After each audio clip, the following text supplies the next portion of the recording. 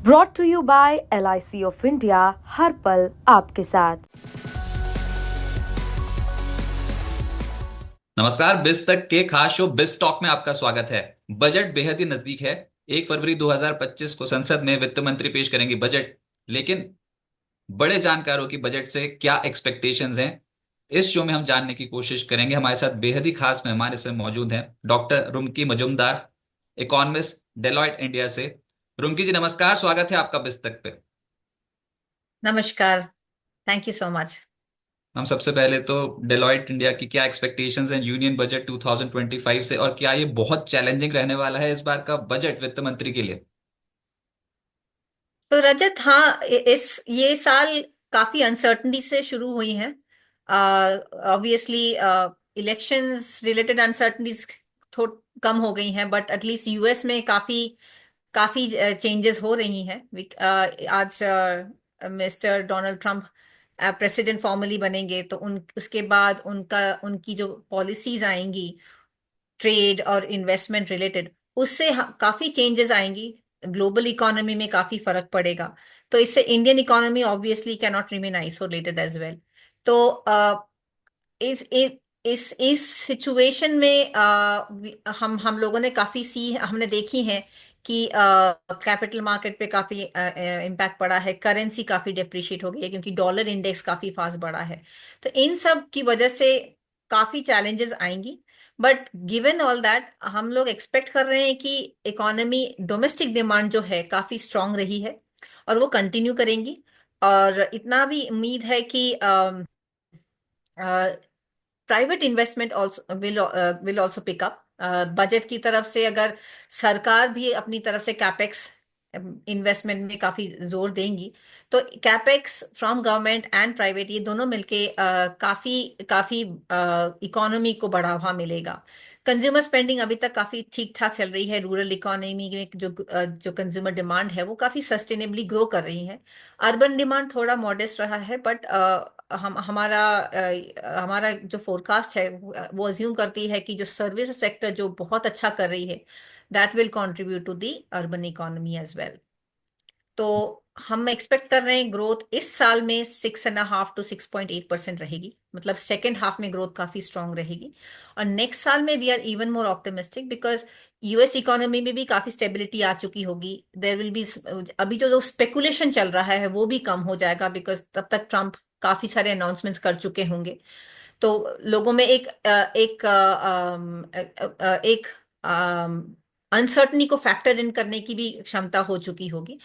And उसी से वो इन्वेस्टमेंट्स काफी पिकअप करेगा और सरकार भी काफी काफी मेजर्स भी लेगी to boost the economy.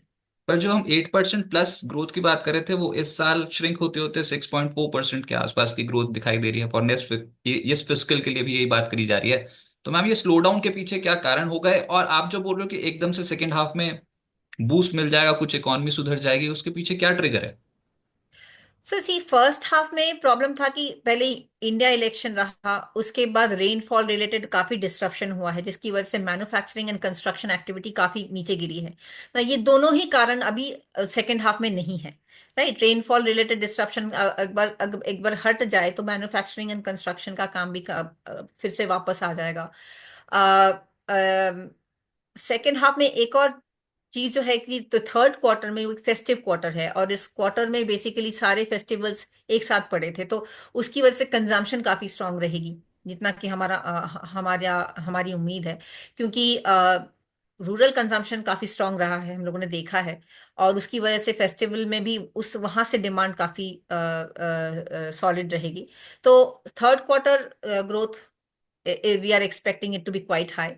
Fourth quarter में शायद थोड़ी बहुत अनसर्टनिटी की वजह से, जैसे कि जो हम लोग देख रहे हैं ट्रेड रिलेटेड और इन्वेस्टमेंट रिलेटेड से, थोड़ा बहुत फर्क पड़ेगा, पर फिर भी compare to the first half it will be much better. तो ये दो अनसर्टनिटी चली जाएंगी, प्लस ट्रम्प का भी इम्पैक्ट जो है वो भी धीरे धीरे second by February March fade होने लगेगा, तो उससे इकोनॉमी को थोड़ा बढ़ावा मिलेगा। So in all we are expecting कि अक्टूबर से मार्च की इकोनॉमी में काफी activities will be much better than the first half. आप हाँ, बार और बार ये कि आप 8.2% से अगर, हाँ, इतना बड़ा जब ग्रोथ है, उसका बेस इफेक्ट भी तो किक इन करता है, राइट? तो उसकी वजह से भी शायद ग्रोथ थोड़ा और कम दिख रही है, जितना नहीं होनी चाहिए थी। तो वो भी, उसका भी इम्पैक्ट है, हो हमने देखा सकता भी है। हमने देखा भी कि पिछले कुछ समय से डॉलर लगातार मजबूत होता चला रहा है रुपए के टर्म्स में। ये गिरते रुपए को कैसे संभालें? ये सिर्फ आरबीआई का काम है कि सरकार को भी कुछ करना चाहिए, और मौजूदा बजट में कुछ बड़ी घोषणाएं हो सकती हैं? सी, डॉलर का जो वैल्यू बढ़ रहा है वो इसलिए क्योंकि बहुत स्पेकुलेशंस चल रही हैं, क्योंकि अगर रेस्ट्रिक्शंस आती हैं तो in they always have this fear की सिचुएशन खराब हो तो they always run toward safer haven, and that is why the dollar demand बढ़ रही है। डॉलर डिमांड बढ़ेगी तो डॉलर वैल्यू बढ़ेगी, और उसकी वजह से सारे करेंसी पर इम्पैक्ट पड़ रहा है, not just INR. In fact INR is doing relatively better. तो ऑब्वियसली सिचुएशन काफी वॉलेटाइल है, और वो रहेगी भी, इवन एक एक डेढ़ महीने शायद रहेगी, क्योंकि ट्रम्प जैसे जैसे अनाउंसमेंट्स करेंगे वैसे वैसे लोगों को खुलासा होगा कि किधर जा रही है डायरेक्शन, किस डायरेक्शन में इकोनॉमी जा रही है। इस ऐसे सिचुएशन में RBI will step up so that कि करेंसी बहुत जल्दी डेप्रिशिएट ना करे। और अगर डेप्रिशिएट कर भी रही है तो there will be a time की जब there will be a course correction, right? Dollar फिर से जब इतना अप्रिशिएट किया है, वो फिर से वापस अपने वैल्यू पे आने की कोशिश आएगी। तब RBI will step in to make sure कि that the currency doesn't remain too volatile. एक बार स्टेबिलिटी मेंटेन हो जाए तो वो वहीं पे रखेगी। सो जैसे 2 महीने पहले अगर करेंसी का जो एक्सचेंज रेट था 83 और 84 के बीच में, अभी वो जाके 85 86 पे आ गया है। RBI will try to make sure कि इससे ज्यादा ना गिरे। और अगर और अप्रिशिएट, वो it will not even let it appreciate as well. I don't think it will go back to 83 levels any time again, but it will keep it stable, क्योंकि स्टेबिलिटी इज वेरी इंपॉर्टेंट। उसी से एक जो traders का जो contract करते हैं, future contracts बनाते हैं, उस पे काफी इम्पैक्ट आता है। प्लस करेंसी वॉलेटिलिटी जो रिस्क होती है, जो ट्रेडर्स पे आती है, वो जितना करेंसी वॉलेटाइल होगा उतना उनका रिस्क बढ़ता जाएगा। तो इसलिए आरबीआई विल मेक श्योर कि वो रिजर्व्स का की हेल्प से अपना करेंसी स्टेबिलिटी मैनेज करे।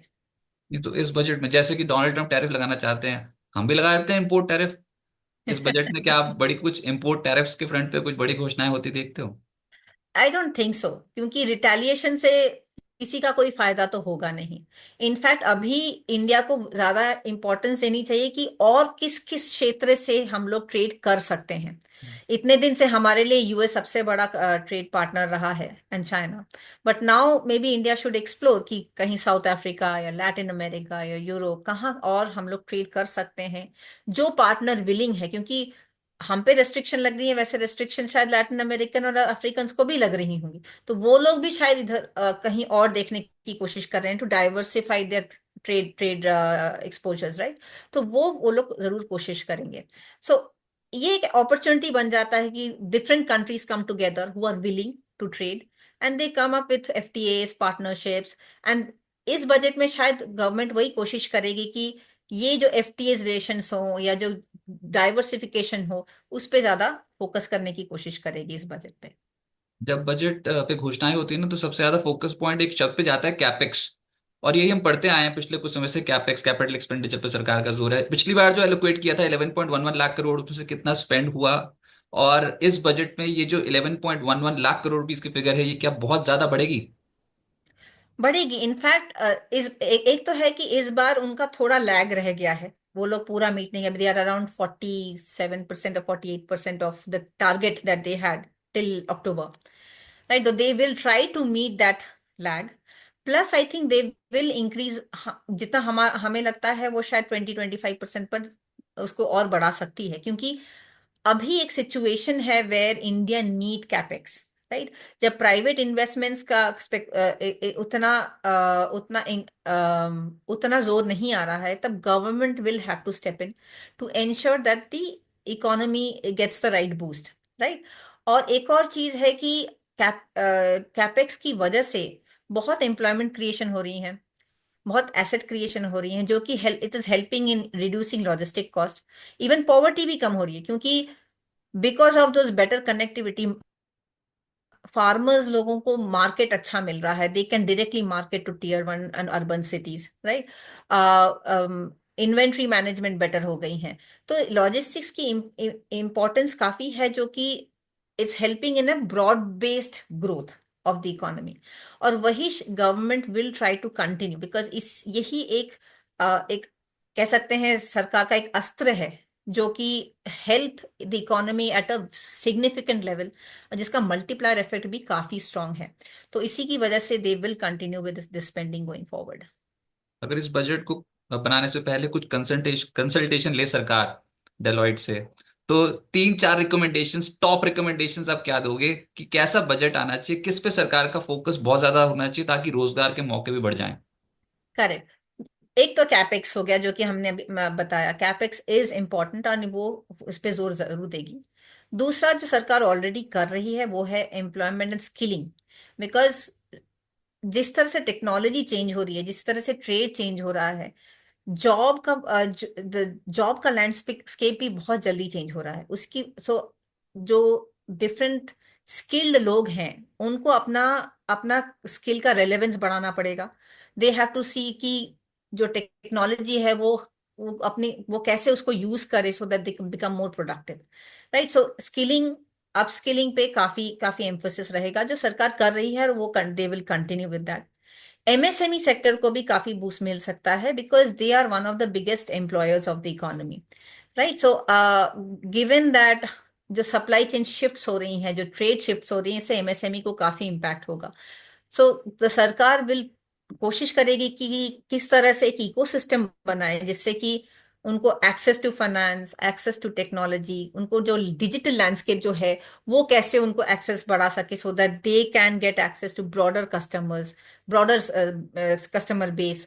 हाँ, अपने बाउंड्री से और बॉर्डर से कितना बाहर आप मार्केट टैप कर सकते हैं, ये एमएसएमईज कर सकते हैं। तो इन सब लेवल पे आई थिंक सरकार काफी काम करेगी to give MSMEs a bigger opportunity. हम ये तो पिछली बार भी बजट में 9 पॉइंट्स गिनवा दिए थे। ये वाले सारे की सारी चीजें प्लान आउट हो गई थी जो मेन बजट आया था, पोस्ट इंटरिम बजट जो मेन करेक्ट। बजट सरकार लेके आई थी। लेकिन ये जो सोशल स्पेंडिंग, सोशल रिस्पॉन्स पे जो स्पेंडिंग होती है और आमतौर पे इलेक्शंस के टाइम पे बहुत ज्यादा होती है, हम इसको रेवड़ी कल्चर भी बोलते हैं। तो ये कितना बड़ा एक खतरा बन गया इकोनॉमी के लिए? अब हर पार्टी देना चाहती है अब तो ऐसे कुछ तोहफे, ऐसे कुछ गिफ्ट्स इलेक्शन से पहले लोगों को। ओ अच्छा, पॉपुलिस्ट मेजर की बात कर रहे हैं। यस, वो हाँ आते जी। सोशल सोशल स्कीम्स के तहत ही। नहीं, आई थिंक इस सरकार ने काफी उस हिसाब से काफी very prudently they have managed their budget. If you note, जितना फोकस रहा है वो मोस्टली कैपेक्स पे रहा है। बहुत सी लास्ट ईयर इलेक्शन था, they could have gone wild with doling out subsidies और स्टफ, जो कि सरकार ने नहीं की। They have been very very control. उनका फिजिकल डेफिसिट का टारगेट भी also they are lagging. That tells you कि कितना सरकार प्रूडेंटली सोच रही है। दे अंडरस्टैंड कि एक्स्ट्रा एक्सपेंस करने से शॉर्ट टर्म बेनिफिट जरूर होंगी, पर लॉन्ग टर्म में it will impact the economy. Right. ये understanding is very important. And yes, pockets में थोड़ी बहुत हो रही हैं, स्टेट लेवल्स में हम लोगों ने देखा है। बट अभी I think elections are out of the way. So अभी इतने मेजर्स देने ये का दिल्ली के आने वाले भी हैं, नहीं है। दिल्ली के आने हाँ, वाले दिल्ली बजट के है, ठीक बिहार भी है। हम्म। बट इतना शायद वो स्टेट गवर्नमेंट्स कर सकते हैं, पर सेंटर ने पहले भी कभी एंकरेज नहीं किया है। They are very vocal about not that state should not also spend so much. So मुझे नहीं लगता कि इस बजट में भी they will have a very different stance. If they didn't do that last year, इस साल तो करने का कोई रीजन दिख नहीं रहा। वैसे इस समय दिल्ली में जो चल रहा है वो उसमें सभी कर रहे हैं, बीजेपी भी, आम आदमी पार्टी भी और कांग्रेस भी। ये तो खैर पर अभी देख लो। वो एज अ, हाँ, वो स्टेट लेवल पे क्या हो रहा है, I I but at the center level उनका रेवेन्यू एक्सपेंडिचर में आप अगर सब्सिडी का शेयर देखें तो वो कम ही हो रहा है, उससे ज्यादा नहीं हो रहा है। इनफैक्ट कैपेक्स का शेयर काफी बढ़ रहा है। अच्छा, फिर ये इस बजट में आम आदमी के हाथ क्या लगने वाला है? हम कैसे समझें कि कंजम्पशन को बूस्ट मिलेगा जब रोज के खर्चे ही पूरे नहीं हो रहे हैं? इतनी ज्यादा महंगाई हो गई है। वो आते तो हैं आंकड़े नीचे महंगाई के, लेकिन पता चलता है जब आप कुछ भी ग्रोसरी आइटम्स लेने जाओ या फिर कुछ भी शॉपिंग करने जाओ तो बहुत महंगा पड़ गया हिसाब किताब। कुछ टैक्स रिलीफ मिलेगा?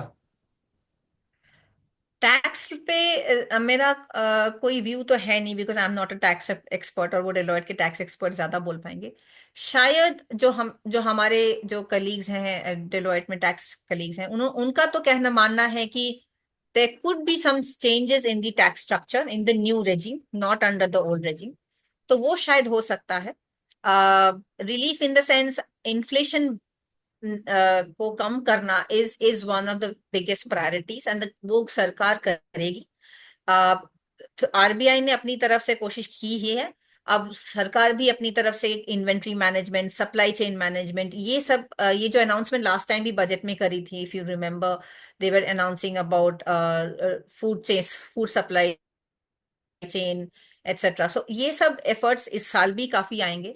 उससे अगर इन्फ्लेशन कम होता है तो that will automatically increase the purchasing power of the consumers. Ma'am, ये टैक्स कलेक्शन के तौर पे कैसी अभी सरकार की स्थिति है? और इसको अगर डिसइन्वेस्टमेंट के साथ भी लिंक करके देखा जाए तो क्या सरकार को बहुत जरूरत है अब सरकारी कंपनियों में हिस्सा बेचने की, या फिर इस बार डिसइन्वेस्टमेंट के मोर्चे पे कोई बहुत बड़ी अनाउंसमेंट्स नहीं आएंगी? सी, टैक्स कलेक्शन सरकार का इस बार काफी अच्छा रहा है। If you look at the revenue collection from GST and direct taxes is been pretty good.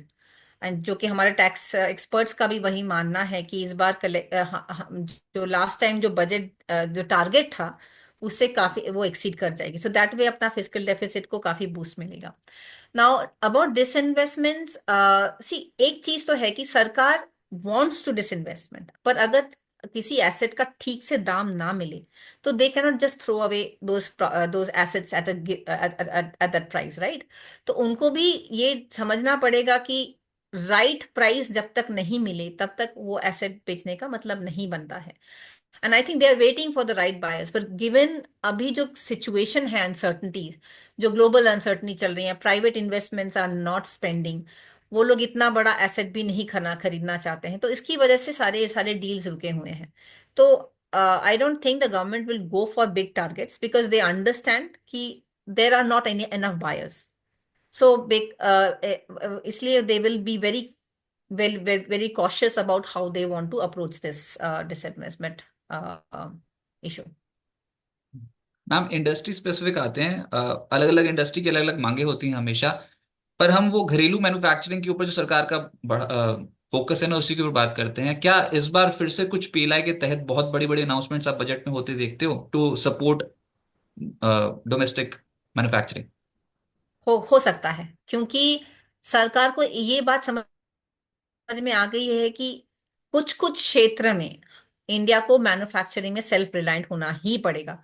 Some of the key sectors like defence, semiconductors, energy, इन सब सेक्टर्स में वी हैव अंडरस्टूड कि अगर हमारा dependence on other geographies is very high, पर कल अगर इन ज्योग्राफीज ने ट्रेड रेस्ट्रिक्शंस कर दिया तो we will have a tremendous impact on our economy.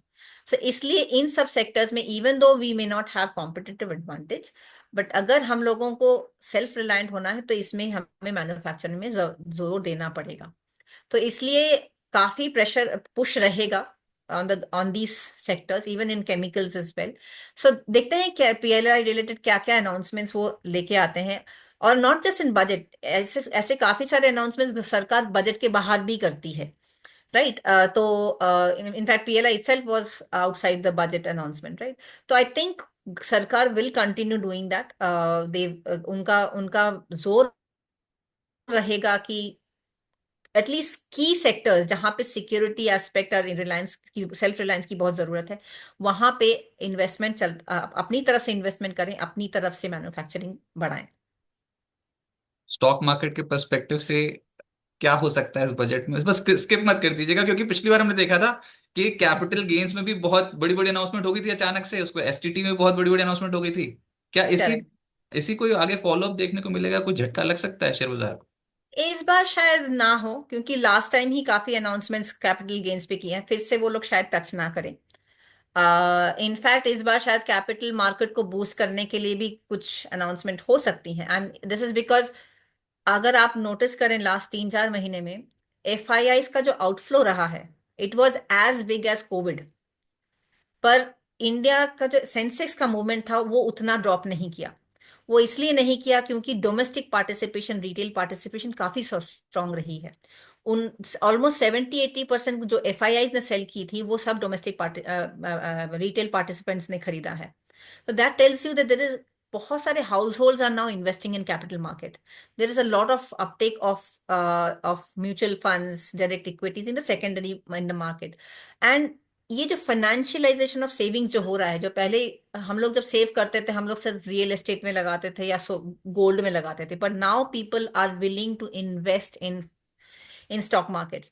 ये जो एक बिहेवियरल चेंज हो रहा है उस पे आई थिंक सरकार ये इसका रियलाइजेशन है, एंड सरकार I think will try to motivate such investors to come more in. They will ensure that उनकी security safety is safeguarded, and जो पैसा आ रहा है उसमें ज्यादा वॉलेटिलिटी ना हो, but they will also encourage these investors to come in and invest in capital market. अच्छा, लास्ट सवाल होगा, लेकिन ये बजट से बाहर का है। जब बजट खत्म हो जाएगा तो उसके बाद आरबीआई की पॉलिसी आएगी। क्यों नहीं घटा करेक्ट। रहे हम इंटरेस्ट रेट? और अब तो आरबीआई के नए गवर्नर भी आ गए हैं, दुनिया भर के सेंट्रल बैंक घटा चुके हैं, हम किस चीज का वेट कर रहे हैं? इन्फ्लेशन का। जब तक इन्फ्लेशन कंसिस्टेंटली 4% के नीचे नहीं आएगी तब तक, और आ भी नहीं रही है, राइट। दो दो लास्ट 5 साल में से 3 महीनों में, out of the last 5 years where the inflation was less than 4%, always या तो 5% के ऊपर ही रही है। ऐसे सिचुएशन में व्हाट कॉन्फिडेंस आरबीआई हैज कि अगर वो इन्फ्लेशन नहीं, रेट कट करती है तो इन्फ्लेशन फिर से बहुत जल्दी नहीं बढ़ जाएगा। और इन्फ्लेशन सबसे ज्यादा कंज्यूमर को हर्ट करता है, राइट। जैसे ही कंज्यूमर, और हम लोग बात कर रहे हैं कि कंज्यूमर स्पेंडिंग कैसे बढ़ाया जाए, कैसे कि इन्फ्लेशन को कंट्रोल किया जाए, ऐसे सिचुएशन में RBI can not take a risk when they can, जब उनको दिख रहा है कि इन्फ्लेशन सस्टेनेबली कम नहीं हो रहा। प्लस अगर यूएस में पॉलिसीज की वजह से इन्फ्लेशन बढ़ता है तो वो प्रेशर भी रहेगा, क्योंकि we will import inflation from US. So there are lot of risk of inflation going up again. अब इवन इफ फूड प्राइसेस जो है जिसकी वजह से इन्फ्लेशन इतने दिनों से बढ़ी हुई है, वो शायद कम हो जाए, क्योंकि बारिश अच्छी रही है, फूड प्रोडक्शन अच्छा रहा है। बट इंपोर्ट इन्फ्लेशन का रिस्क अभी भी है। तो इसलिए they have to be very very careful, and I don't think they will go for a rate cut at least this month.